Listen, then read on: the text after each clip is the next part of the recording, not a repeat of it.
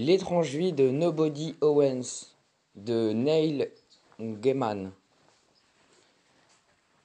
Illustration de David K. McKean, traduit de l'anglais américain par Valérie de Pluhinek.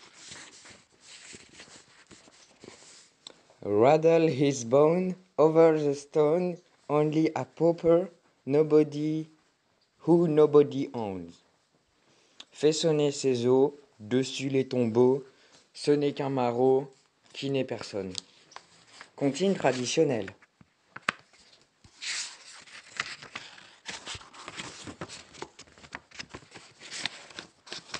Chapitre 1. Comment Nobody vint au cimetière.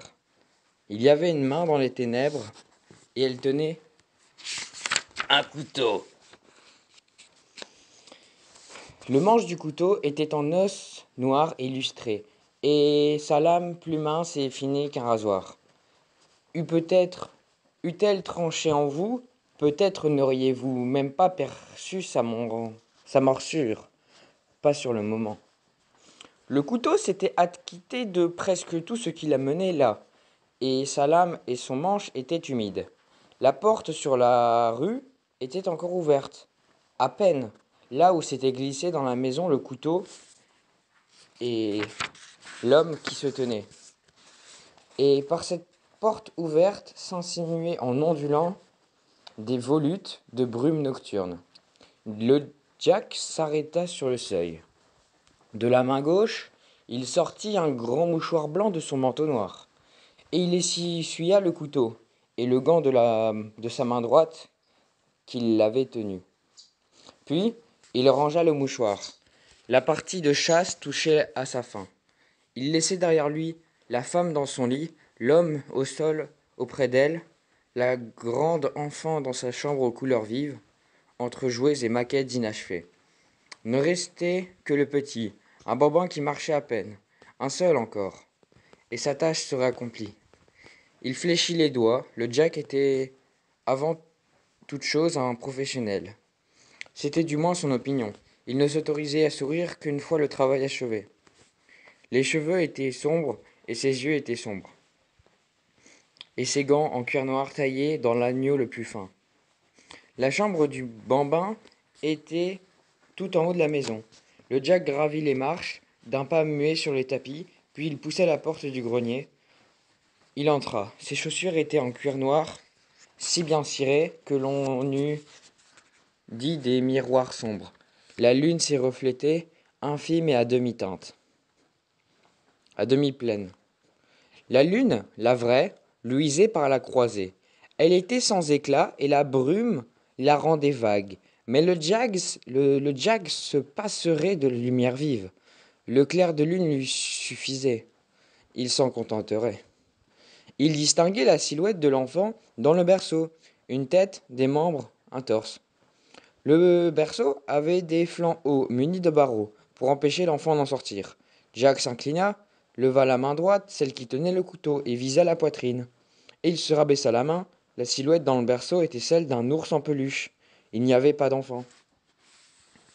Les yeux du Jack étaient accoutumés à la sourde lueur de la lune. Aussi dédaignait-il d'allumer l'électricité. La lumière importait peu, d'après tout. Il avait d'autres ressources. Le Jack huma l'air. Il ignora les effluves entrés avec lui dans la pièce, écarta les arômes anodins dont il n'avait cure, afflua ses sens sur l'objet de sa traque. Il sentait l'enfant, une odeur laiteuse, un soupçon de biscuit au chocolat, un relent âcre et piquant de langue de nuit jetable. De l'ange de nuit jetable, souillé. Il sentait le shampoing pour bébé dans ses cheveux, et aussi un petit objet en caoutchouc. Un jouet, pensa-t-il. Puis non, une chose que l'on tête, emportée par l'enfant. L'enfant s'était trouvé là, il n'y était plus. Le Jack, guidé par son flair, descendit l'escalier au milieu de la maison étroite et haute.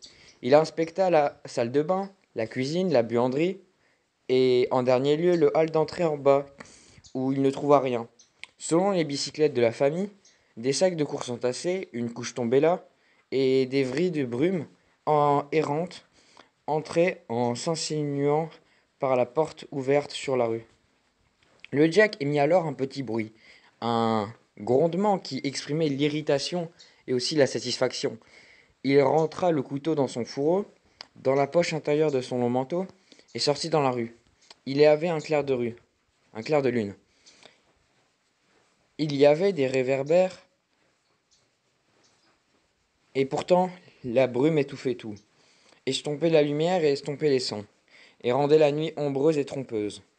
Il regarda au pied de la colline les lumières des magasins fermés, puis en haut de la rue, où les derniers des hautes maisons serpentaient vers le sommet, vers les ténèbres du vieux cimetière. Le Jack flaira une fois encore, puis sans se hâter, il entreprit de gravir la colline. Depuis qu'il savait marcher, l'enfant faisait le désespoir autant que la joie de ses parents, car jamais on ne l'avait vu, garçon plus doué pour explorer, grimper, se fourrer dans tous les recoins et s'en extirper. Cette nuit-là, le fracas d'une lourde chute à l'étage au-dessous, du rien, du sien l'avait tiré de son sommeil. Réveillé, il n'avait pas tardé à s'ennuyer, et s'était employé à chercher comment sortir de son berceau. Les parois étaient hautes, tout comme les murs de son parc au rez-de-chaussée. Mais il était sûr de pouvoir les escalader. Il ne lui manquait qu'un marchepied. Il tira son gros ours en peluche jaune sous l'angle du berceau, agrippa un garde-fou avec ses petites mains, puis posa un pied sur les pattes d'une ours, l'autre sur sa tête, et, mi-grimpant, mi-basculant, passa par-dessus bord. Il atterrit avec un choc sourd sur un petit monticule de jouets pelucheux et doux, offert par ses parents pour son premier anniversaire. Passé depuis 6 mois à peine, ou hérité de sa grande sœur, il fut surpris en heurtant le sol, mais ne poussa pas un cri. Lorsqu'on criait, quelqu'un venait nous remettre dans le berceau. Il sortit de la chambre à 4 pattes. Les marches ascendantes étaient ardues et intimidantes. Il ne les maîtrisait pas tout à fait encore. Les marches descendantes, en revanche, étaient très simples. Il les prit assis, en se laissant tomber de marche en marche sur son derrière bien rembourré. Il suçait sa tutute, la tétine en caoutchouc dont sa mère commençait à lui dire qu'il était trop grand pour s'en servir. La descente de l'escalier avait desserré la couche à la dernière marche. Lorsqu'il se redressa sur ses pieds, dans le petit hall d'entrée, elle tomba. Il l'enjamba pour s'en défaire. Il ne portait plus que sa chemise de nuit. Les marches qui remontaient vers sa chambre de la famille étaient hautes et menaçantes, mais la porte sur la rue était ouverte et engageante. L'enfant, un peu incertain, fit un pas dehors. La brume l'entraînit comme un vieil ami retrouvé. Alors, avec hésitation d'abord, puis prenant de la vitesse et de l'assurance, l'enfant gravit la colline à petits pas chancelants. Le brouillard se diluait à l'approche du sommet. La demi-lune brillait, aussi fort que le jour, loin de là, mais suffisamment pour éclairer au cimetière, suffisamment pour cela. Regardez. Vous auriez vu la chapelle mortuaire abandonnée, ses portes en fer cadenassées, du lierre au long de la flèche, un arbrisseau poussant dans la gouttière à la hauteur du toit. Vous auriez vu des pierres, des tombes, des caveaux et des stèles. Vous auriez vu ici et là, dans l'allée, l'éclair fugace ou la fuite empressée d'un lapin, d'un campagnol, d'une belette ou de surgit des fourrés. Vous auriez vu tout cela dans le clair de lune. Eussiez-vous été présent cette nuit-là? Peut-être n'auriez-vous pas vu cette femme pâle et potelée qui remontait l'allée près des grilles de l'entrée. Et quand bien même vous l'auriez vue, à mieux y regarder, vous auriez su qu'elle n'était que clair de lune et ombre. La femme pâle et potelée était bien là. Pourtant, elle marchait sur l'allée qui menait au portail entre les stèles à demi effondrées. Le portail était fermé. On le fermait toujours à 4 heures de l'après-midi l'hiver. À 8 heures à 8 heures du soir l'été, une grille de fer couronnée de pointes longeait cette partie du cimetière. Et un haut mur de briques ceignait le reste. Les barreaux de la grille étaient peu espacés. Ils auraient arrêté un homme adulte, un enfant de 10 ans même. « Owens !» appela la fille pâle, d'une voix qui n'était peut-être que le souffle du vent dans les hautes herbes. Owens, venez donc voir. Elle s'accroupit pour observer quelque chose à ses pieds, tandis que le clair de lune s'avançait, une tache d'ombre, qui se révéla être un homme grisonnant dans la force de l'âge. Il baissa les yeux sur sa femme, puis regarda ce qu'elle regardait, et se grattait la tête. Dame Owens, dit-il, car il venait d'une époque plus cérémonieuse que la nôtre. Est-ce bien ce que je crois? Et au même moment, l'objet de son attention sembla voir mademoiselle, ou alors monsieur, Mister Owens, car sa bouche s'ouvrit. Il laissant tomber par terre le tétin de caoutchouc qu'il suçait.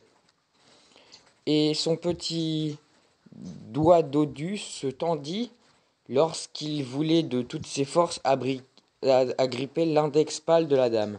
« Je veux bien manger mon chapeau, s'exclama Monsieur Owens, si ce n'est point un bébé. Pour sûr, c'est un bébé, répondit la femme, et la question est, qu'en faire?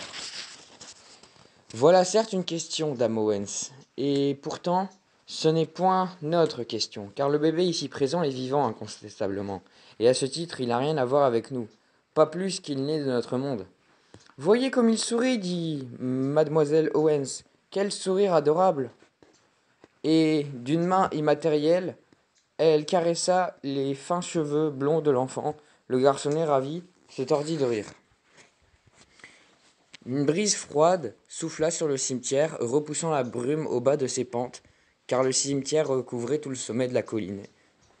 Et ses allées sinueuses le sillonnaient du bas en haut pour revenir s'enrouler sur elle-même.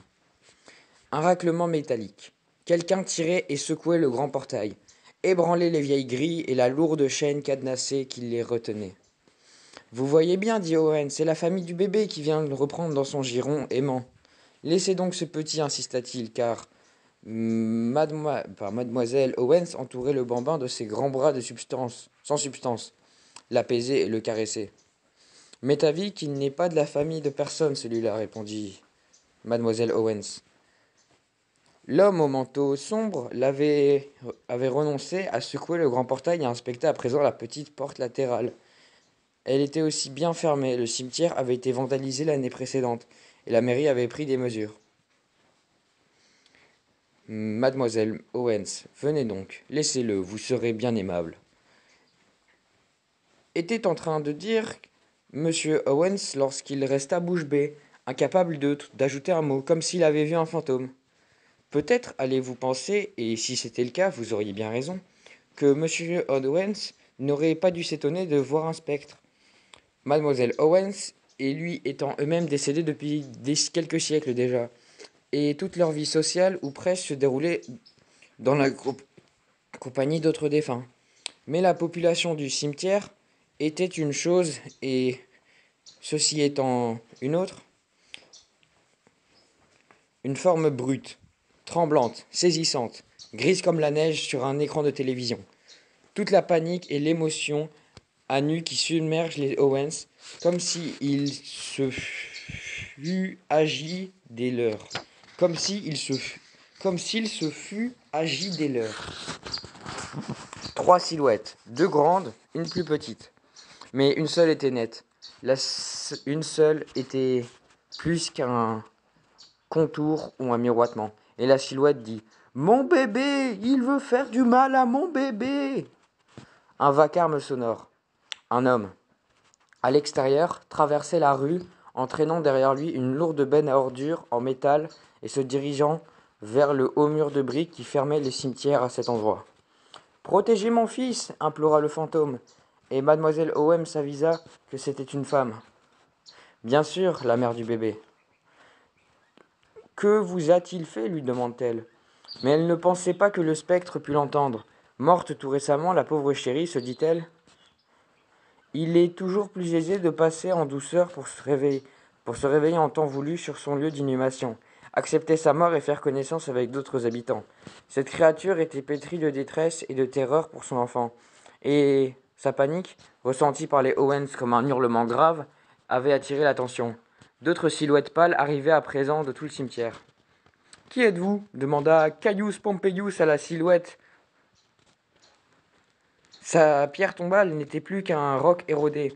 Mais 2000 ans auparavant, il avait demandé, pour son dernier repos, à être reposé sur ce mont, près de l'autel de marbre, plutôt que de voir sa dépouille renvoyée à Rome.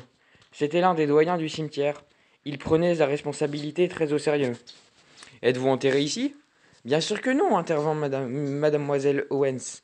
Fraîchement décédée, cela saute aux yeux.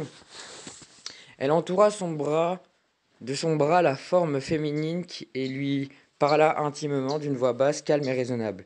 Il eut un choc sourd et un grand fracas du côté du haut mur, près de l'allée. La benne ordure s'était renversée. Un homme se hissa péniblement au sommet du mur, sombre contour découpé par la lueur, embrumé par les réverbères. Il s'immobilisa un instant, puis redescendit de l'autre côté, suspendu à la crête du mur, jambes pendantes, et se laissa tomber à l'intérieur. Mais, ma chère, disait mademoiselle Owens à la silhouette, dernier vestige de 3 formes apparues dans le cimetière, il est en vie. Nous ne le sommes plus. Comment imaginer ? L'enfant les regardait d'en bas sans comprendre. Il tendit le bras vers l'un d'eux, puis vers l'autre, et ne rencontra que de l'air. La forme féminine s'effaçait rapidement. Oui, répondit mademoiselle Owens à des paroles que nul n'avait entendues. Si nous le pouvons, nous le ferons.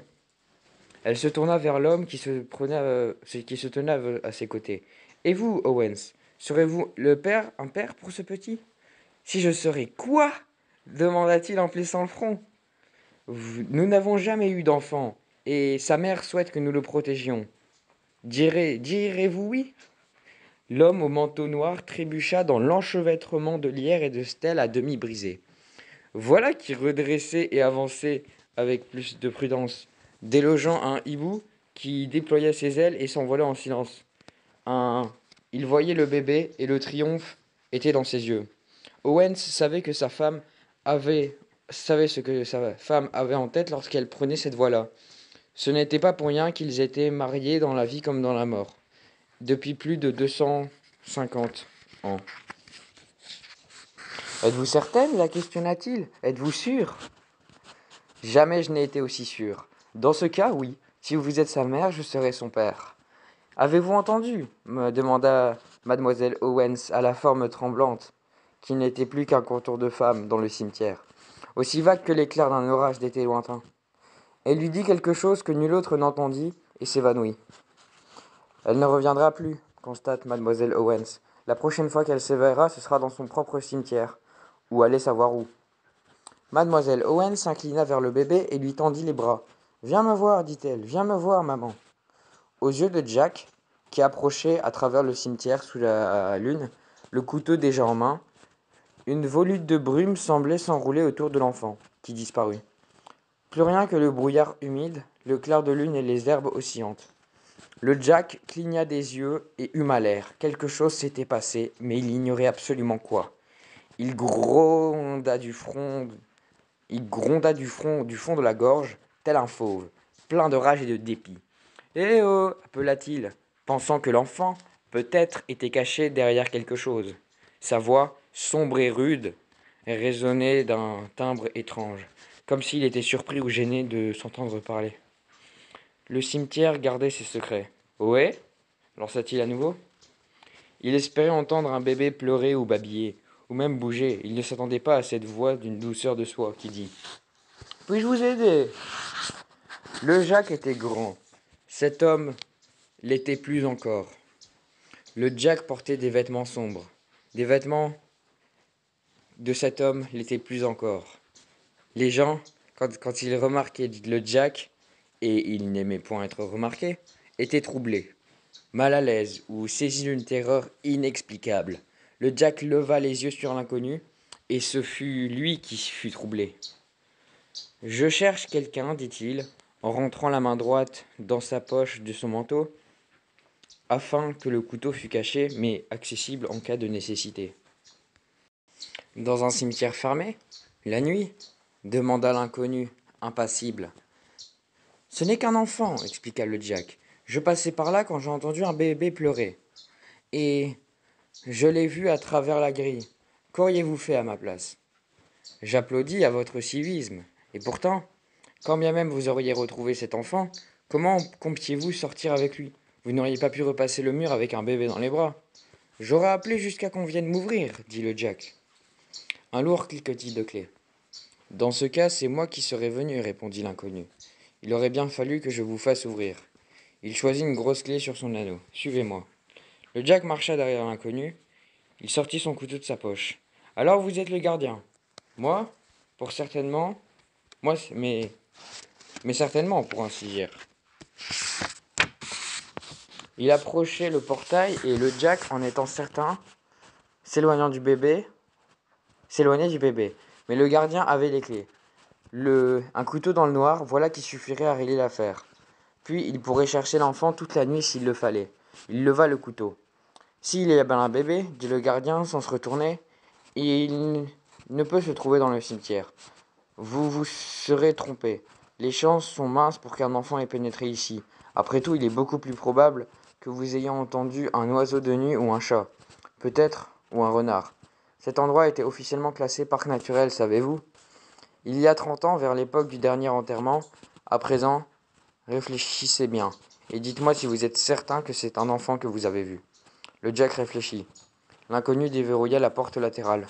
Un renard, dit-il. Il pousse des cris absolument étonnants. Non sans ressemblance avec des pleurs humains. Non. Votre visite dans le cimetière n'est qu'une erreur de parcours, monsieur. Quelque part, l'enfant que vous cherchez vous attend, mais il n'est point ici. Et il laissa cette pensée s'installer dans la tête de Jack pendant un moment, avant d'ouvrir la porte d'un geste large. Ravi de vous avoir rencontré, conclut-il. Et je ne doute pas que vous trouverez ce qu'il vous faut à l'extérieur. Le Jack attendit devant le portail du cimetière. L'inconnu, qu'il avait pris pour gardien, resta derrière la porte, qu'il referma à clé et rangea la clé. Où allez-vous? Lui demanda le Jack. Il y a d'autres portes que celle-ci. Ma voiture est de l'autre côté de la colline. Ne faites pas attention à moi.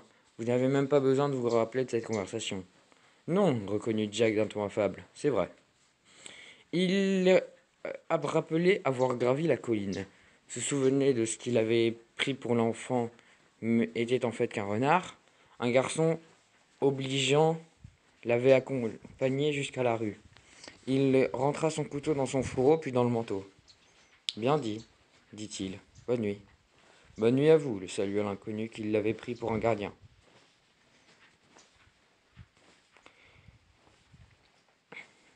Le Jack partit pour le pied de la colline, à la poursuite de l'enfant. Noyé dans l'ombre, l'inconnu regarda le Jack jusqu'à ce qu'il fût hors de vue, puis se déplaça dans la nuit et monta jusqu'au replat sous le sommet de la colline. Là où il se dressait un obélisque ou une pierre plate, sertie dans le sol, perpétuait la mémoire de Josiah Worthington, brasseur local, politicien puis baronnet, qui avait, voilà presque 300 ans, acquis le vieux cimetière et les terres autour pour céder l'ensemble de la ville. Concession à perpétuité, il s'était attribué le meilleur emplacement de la colline. Un amphithéâtre naturel avec vue sur toute la cité et au-delà. Il avait fait en sorte que le cimetière demeurait durablement un cimetière, ce dont les habitants lui étaient reconnaissants, quoique pas tout à fait autant qu'il l'aurait dû. De la vie même du baronnet Josiah Worthington. Ce cimetière comptait en tout presque 10 000 âmes, mais la plupart dormaient profondément ou ne s'intéressaient nullement aux petites affaires nocturnes du lieu, et moins de 300 étaient présents dans l'amphithéâtre, sous le clair de lune. L'inconnu les rejoignit, aussi silencieux que la brume elle-même, et assista au débat dans l'ombre, sans rien dire. Josiah Worthington avait la parole. Ma chère madame, votre obstination est tout à fait, enfin. Ne voyez-vous pas le ridicule de la situation? Non, répondit mademoiselle Owens, je ne vois pas. Elle était assise par terre, jambes croisées, et l'enfant vivant désormais sur ses genoux. Elle tenait délicatement sa tête entre ses mains pâles. Sauf votre respect, votre honneur, intervint M. Owens, debout à côté d'elle. Ce qu'elle essaie de dire, mademoiselle Owens, c'est qu'elle ne voit point les choses ainsi, qu'elle n'y voit que son devoir. Monsieur Owens avait rencontré Josias Worthington en chair et en os, du temps qu'ils étaient tous les deux en vie. Il avait même fabriqué plusieurs meubles de qualité pour le manoir Worthington, près d'Inglesham, et le baronnet lui faisait toujours forte impression. Son devoir. L'honorable Josias Worthington secoua la tête, comme pour en déloger un fil d'araignée. Votre devoir, madame, s'exerce envers le cimetière, pour le bien commun de ceux qui composent cette population, d'esprits désincarnés, de revenants et d'entités diverses. Et votre devoir est donc de restituer dès que possible la créature à son environnement naturel, qui ne se trouve point ici. C'est sa maman qui m'a confié ce garçon, s'obstina mademoiselle Owens d'un ton sans réplique. Chère petite madame, je ne suis pas votre chère petite madame, trancha-t-elle en se levant. À vrai dire, je ne sais même pas pourquoi je reste ici à parler avec toutes ces âmes bêtes à manger du foin que vous êtes. Alors que ce petit-là va bientôt se réveiller affamé. Et où vais-je lui trouver à manger dans ce cimetière? Je vous le demande. Voilà, dit Cogius Pompeius avec raideur, précisément le problème. De quoi, en effet, allez-vous le nourrir? Comment pourriez-vous vous occuper de lui? Les yeux de mademoiselle Owens lancèrent des éclairs. Je saurai veiller sur lui, aussi bien que sa vraie maman. Elle me l'a confié, non? Regardez, je le tiens dans mes bras, je le touche. Enfin, Betsy, soyez donc raisonnable, gronda la mère Slaughter. Une petite fille perdue sous le bonnet et la cape énorme qu'elle portait de son vivant et dans lequel on l'avait enterré. Où logerait-il? Ici même, nous pourrions le nommer citoyen libre du cimetière. La bouche de la mère Slaughter forma un minuscule O. Mais fit-elle, puis, ça par exemple. Et pourquoi pas? Ce ne serait point la première fois que nous accordons la libre citoyenneté à un étranger. C'est vrai, concéda Caius Pompeius, mais il n'était pas vivant, lui. Et à ces mots, l'inconnu comprit qu'on l'a tiré. À son corps défendant, dans la conversation, il sortit de l'ombre à contre-cœur. Il s'en détacha comme un morceau de ténèbres. Non, dit-il, mais je suis d'accord avec mademoiselle Owens.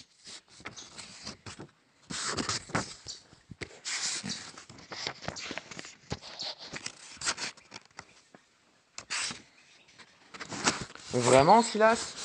S'étonna Josiah Worthington. Oui, pour le meilleur ou pour le pire, et je crois fermement que c'est pour le meilleur. Mademoiselle Owens et son époux ont pris cet enfant sous leur protection. Il faudra plus que de bonnes âmes pour l'élever. Il faudra, dit Silas, tout un cimetière. Et que faites-vous de la nourriture et de tout le reste? Je peux sortir du cimetière et y rentrer. Je peux lui apporter à manger.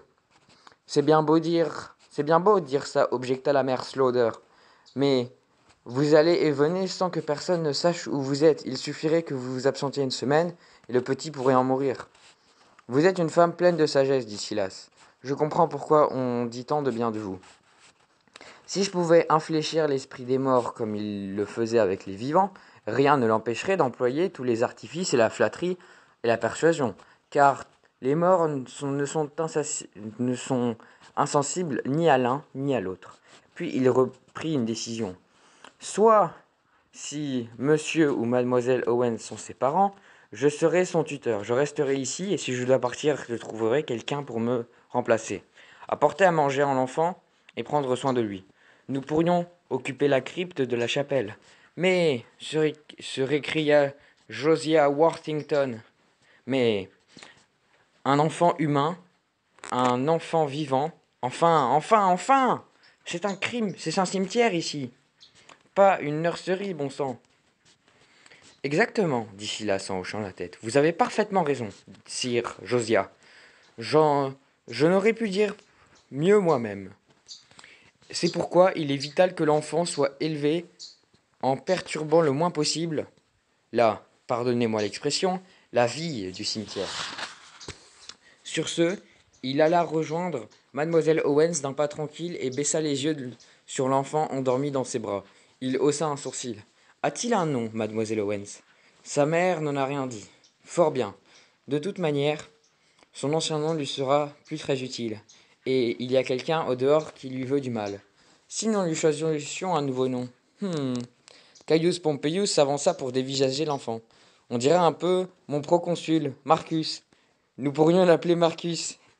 Il se ressemble plus à mon jardinier en chef, Stebbins. Renchéricha Josua Worthington. Non, que je suggère Stebbins comme nom. Ce pauvre diable buvait comme un trou.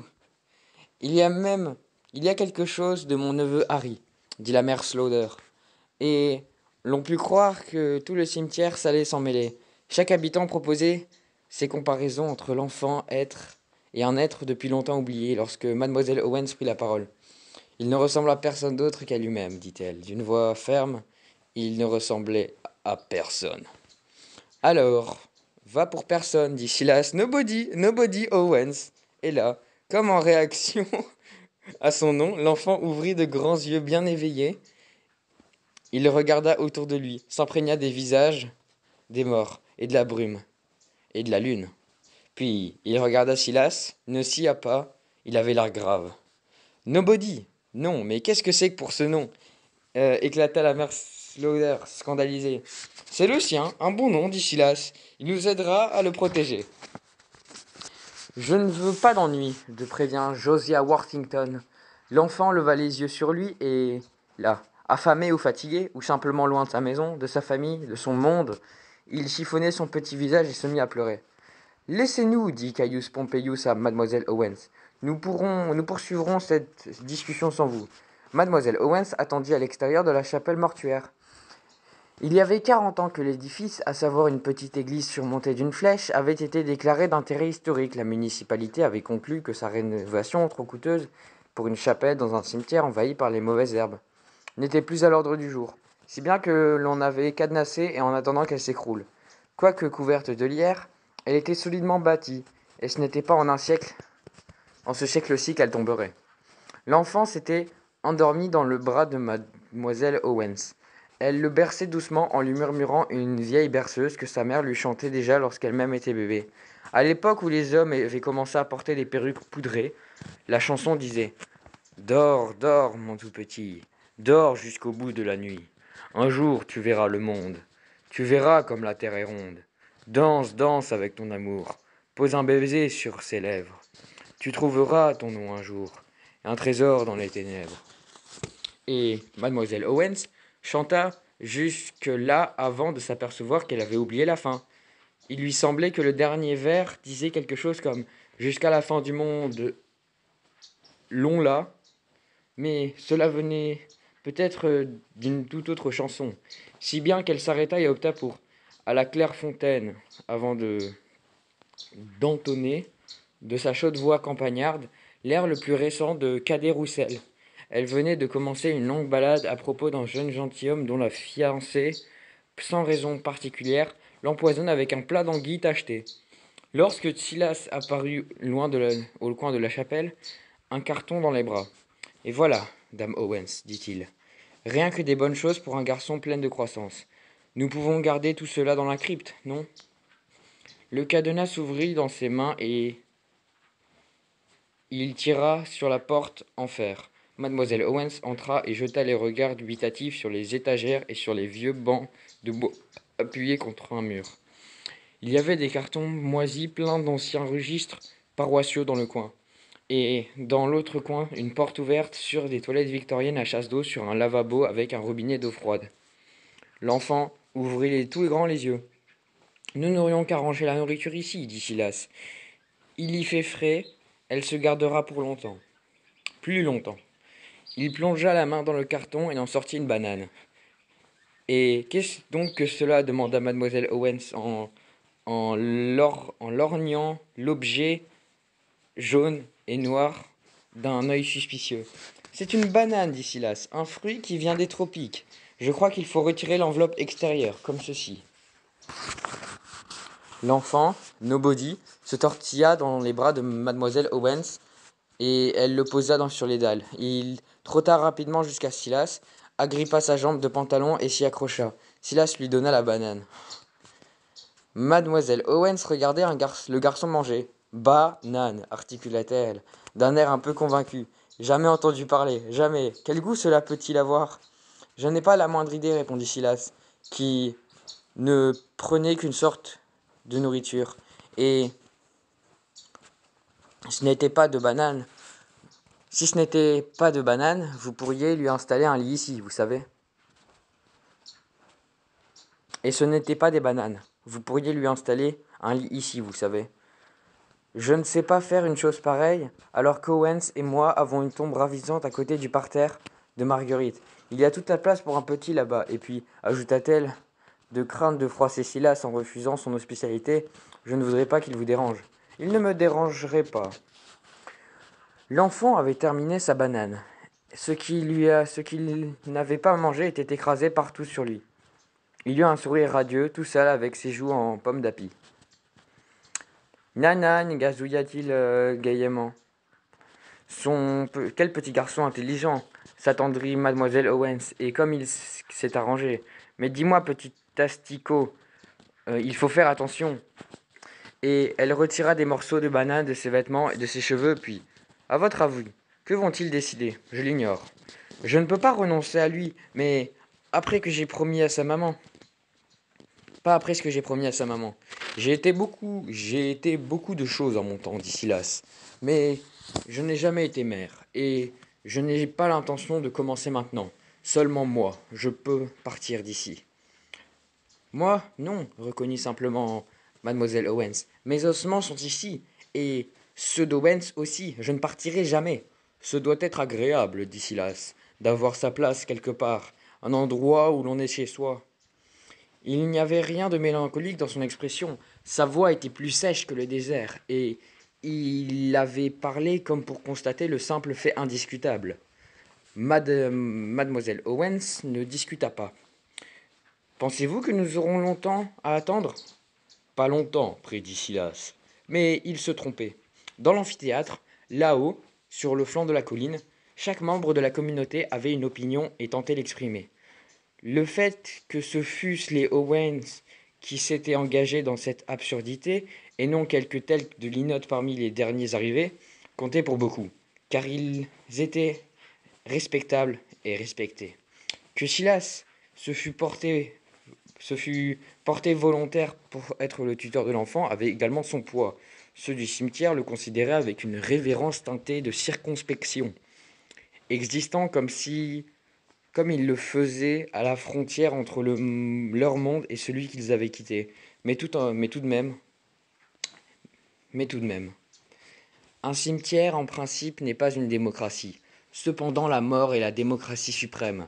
Chacun des morts disposait d'une voix et d'une opinion sur le bien fondé ou non de la présence de l'enfant vivant. Et tout était bien décidé à se faire entendre cette nuit-là. C'était la fin de l'automne, l'époque où les aurores tardent à venir. Bien que le ciel fût sombre encore, on entendait déjà les voitures démarrer plus bas au pied de la colline. Et pendant que les vivants commençaient à partir pour le travail dans la nuit brumeuse du petit matin, ceux du cimetière parlaient de l'enfant et qui était venu à eux, et ce qu'il convenait de faire. 300 voix, 300 opinions. Néhémia Trott, le poète venu de la patrie nord-ouest toute délabrée du cimetière. Il avait entrepris de déclarer son opinion, même si chacun des auditeurs n'y comprenait goutte. Lorsqu'un événement survint, un événement propre à faire taire tous les avis si bien arrêtés, un événement sans précédent dans l'histoire du cimetière.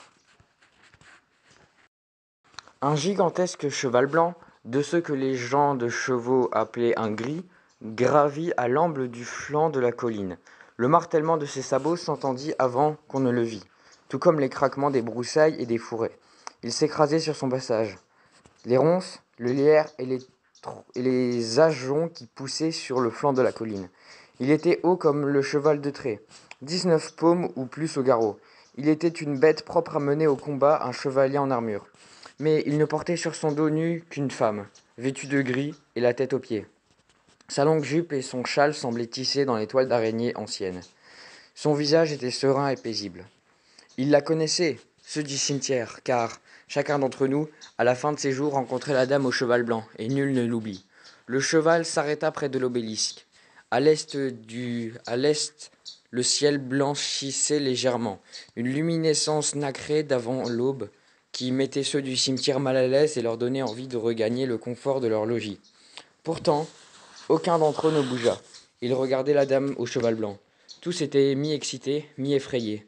Les morts ne sont pas superstitieux en général, mais ils regardaient comme un augure romain, qui aurait scruté les cercles de corbeaux sacrés, à la recherche de la sagesse, à la recherche d'un indice.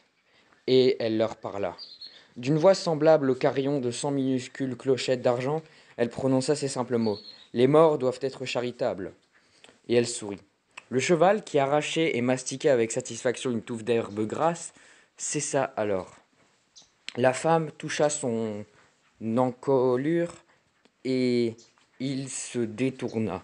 Quelques foulées, immenses, fracassantes, et quitta le flanc de la colline et partit au galop à travers le ciel. Le tonnerre de ses sabots se mua en roulement lointain d'orage matinal, et il fut bientôt hors de vue.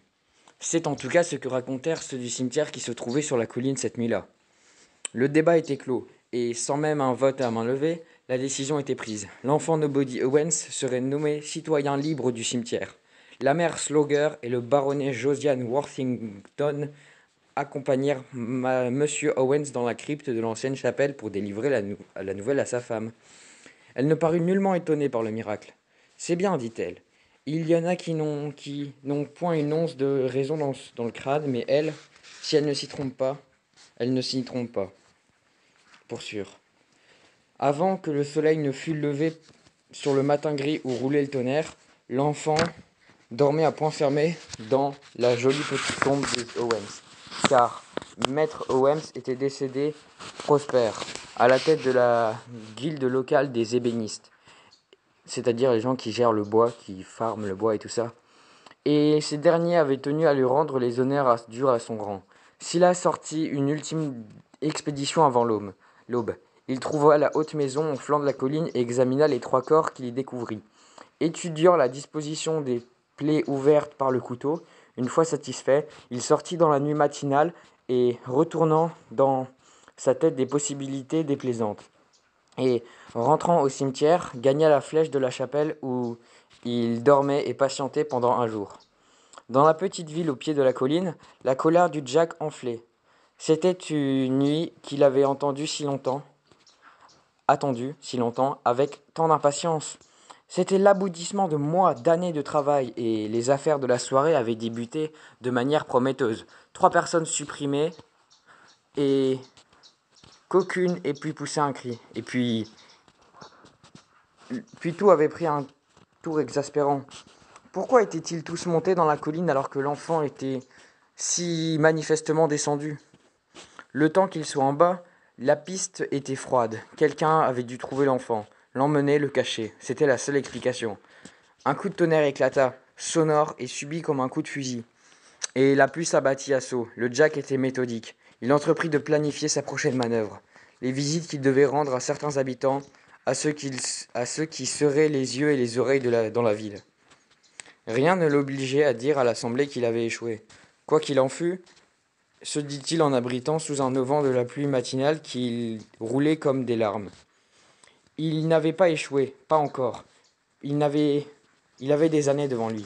Il avait tout son temps, le temps de régler le dernier travail inachevé, le temps de couper le tout dernier fil. Ce n'est que lorsque des sirènes se firent entendre et qu'une voiture de police d'abord, puis une ambulance, puis une voiture banalisée, toutes les sirènes hurlantes passèrent devant lui vers le haut de la colline de Jack, que le Jack, à regret, remonta le col de son manteau, baissa la tête et s'éloigna dans le matin. Son couteau était dans sa poche, au sec et en sûreté dans son fourreau, protégé de l'accablement des éléments. Fin du chapitre 1.